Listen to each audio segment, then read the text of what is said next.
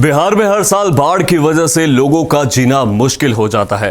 ऐसे में ऐसे हालातों में कोई क्या करे, किसी को कुछ भी समझ नहीं आता। यहां तक कि इस मुद्दे पर राजनीति भी जमकर होती है। लेकिन इस बीच बिहार के एक लाल ने इस समस्या का ऐसा तोड़ निकाला जिसके बारे में कोई सोच नहीं सकता।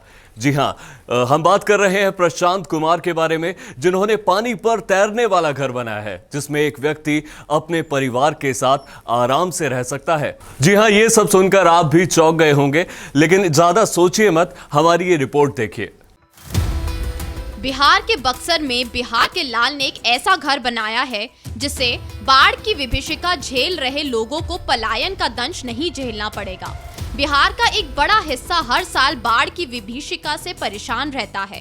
बाढ़ अपने साथ तबाही के मंजर के साथ पलायन का दंश भी लाती है, लेकिन बिहार के ही आरा के रहने वाले प्रशांत कुमार ने कुछ ऐसा कर दिखाया है जिससे विस्थापन का दर्द झेलने वाले लोगों को काफी सहूलियत होगी। दरअसल प्रशांत कुमार ने पानी पर तैरने वाला एक घर बनाया है जिसमें आराम से कोई भी व्यक्ति अपने पूरे परिवार के साथ रह सकता है। प्रशांत ने अनुमंडल पदाधिकारी और जिला पदाधिकारी की अनुमति मिलने के बाद गंगा में फ्लोटिंग हाउस का निर्माण शुरू किया और अब तकरीबन 1 से 1.5 महीने के अंदर ये पूरी तरह बनकर तैयार हो जाएगा। प्रशांत ने इस विषय पर क्या कहा, सुने। बिहार को लेकर के अगर बात करें तो हम लोगों के पास एक बहुत बड़ी समस्या जो है वो बाढ़ की है। जो हर साल आने वाला जो बाढ़ है वो कुछ महीने लोगों का ले लेता है, फिर उसको रिपेयर करने में कुछ और महीने ले लेता है।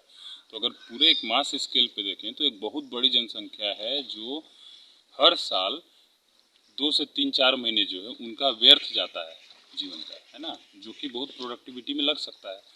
तो एक ऐसी परिकल्पना हुई कि अगर हम घर का ही ढांचा ऐसा बना दें, जो बाढ़ आए तो बाढ़ में अपनी जगह पे तैरने में सक्षम हो, जब जरूरत पड़े तो वो अपनी जगह वापस हो जाए। और जैसे ही एक घर आपको दिख रहा है अभी बनता हुआ, वैसे ही अगर एक घर के जगह पर एक 2-4-5 घरों का एक कॉलोनी हो, 10-20 घरों को और 100 घरों का एक गांव हो या एक सभ्यता हो कि पूरी की पूरी वो रिजिलियंट हो, क्लाइमेट से उसको कोई असर ना पड़े। जब बाढ़ का समय है तो उससे हम बच जाएं।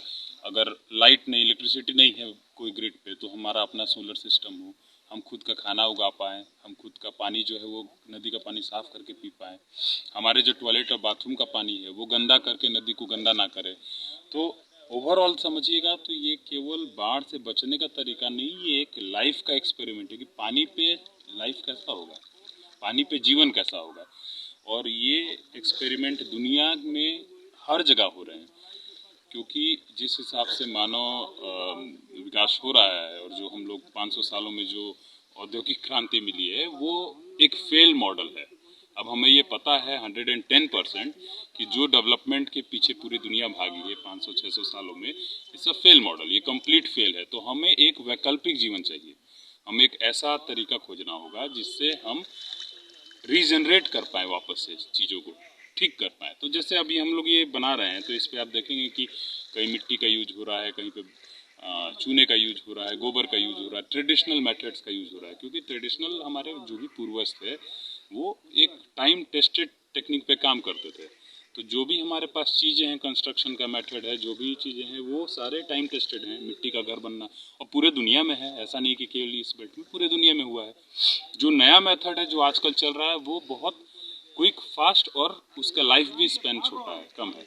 तो हम लोग ये ट्रायल कर रहे हैं कि हम लोग ज़्यादा से ज़्यादा नेचुरल तरीके से अपने प्रॉब्लम्स को सॉल्व कैसे कर पाएँ, है ना, और उस पर हम लोग अभी काम कर रहे हैं।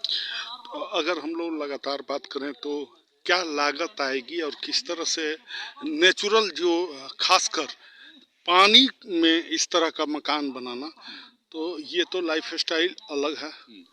तो हम लोगों को इसमें कुछ चीज़ों का जो ध्यान रखना है, एक है कि अफोर्डेबल, कि घर जो है वो एकदम कम से कम खर्च में होना चाहिए। अभी जो हम लोग प्रोटोटाइप कर रहे हैं ये थोड़ा बड़ा है, 900 स्क्वायर फीट का एरिया है, 3 कमरे, इसमें टॉयलेट होगा, बाथरूम होगा, ये मल्टीपर्पज़ होगा। ये एक यूनिट है जो टेस्ट के लिए, ट्रायल के लिए। तो जनरली 6 लाख तक का बजट रख करके इसको किया जा रहा है। लेकिन आगे आने वाले समय में, अगले साल 1-2 सालों में मेरा प्रयास रहेगा कि 1 से 2 लाख रुपए तक, 2 लाख के एक बजट पे अफोर्डेबल हाउसिंग, जो पानी में तैरे, जो डूबे नहीं, जिसमें रहने वाले लोगों को उनके गाय बकरी रखने का भी जगह हो, है ना, प्लस खेती करने की जगह हो। तो ये सारे प्लान में ही है, इस पे ही हम लोग काम कर रहे हैं अभी।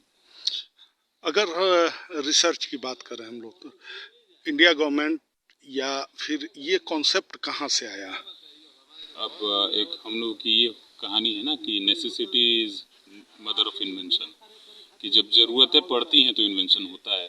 2019 में बहुत बाढ़ आया हुआ था। मैं उस साल भारत वापस लौटा एक लंबी यात्रा के बाद। 4 साल मैंने यात्रा किया है मोटरसाइकिल से, भारत से स्कॉटलैंड। 22 देशों को देखा है, कई सभ्यताओं को रोड के रास्ते क्रॉस किया। तो वापस आने के बाद जब बाढ़ देखा तो बाढ़ में लोगों को खाना बांटते देखा, रेस्क्यू करते देखा। सरकार भी वही काम कर रही है, लेकिन मुझे लगा ये लॉन्ग टर्म नहीं है। ये आबादी बढ़ती जाएगी, क्लाइमेट जो है वो चेंज होता ही जा रहा है। जो सडन बाढ़ आना, क्लाउड ब्रस्ट हो जाना, ये हर जगह बढ़ रहे हैं, पूरी दुनिया में बढ़ रहे हैं। तो हमें अब सॉल्यूशन पे काम करना होगा, परमानेंट रिजिलिएंट कैसे बनाएं। सभ्यताओं को रिजिलिएंट बनना होगा, हम लोगों को खुद को स्वावलंबी बनना होगा, है ना। तो ये उसका एक्सपेरिमेंट है। ये कॉन्सेप्ट आप कहाँ से लाए? अब तो एक्सपीरियंस ही बोल सकते हैं। इतनी जो दुनिया घूमे हैं, इतनी चीज़ों को देखे हैं, तो एक और पानी पे तैरने वाला जो घर की बात है, ये कोई नई चीज़ नहीं है। दुनिया में बहुत सारी सभ्यताएं पानी में फंसी हैं और पानी पे रहती हैं। पानी पे कई गांव हैं जो थाईलैंड में है, कंबोडिया में है, दुनिया के अलग अलग देशों में। तो ये कॉन्सेप्ट नया नहीं है कि पानी पे घर बने, लेकिन हाँ, हम लोग जिस टेक्निक से बना रहे हैं, हम लोग जो कोशिश कर रहे हैं कि ज़्यादा से ज़्यादा नेचुरल चीज़ें, ज़्यादा से ज़्यादा वेस्ट को यूज़ करके, जुगाड़ टेक्नोलॉजी को यूज़ करके बनाएं, ये जो है हम लोगों के लिए एक नया चीज़ हो सकता है। और मुझे लगता है कि बहुत कारगर हो सकता है। बहुत दुनिया में बड़ी बड़ी इंडस्ट्रीज ज़्यादा से ज़्यादा पैसा डाल करके बहुत काम करते हैं, लेकिन मुझे लगता है कि जुगाड़ टेक्नोलॉजी से बहुत सस्ते में ईजिली और काम किया जा सकता है।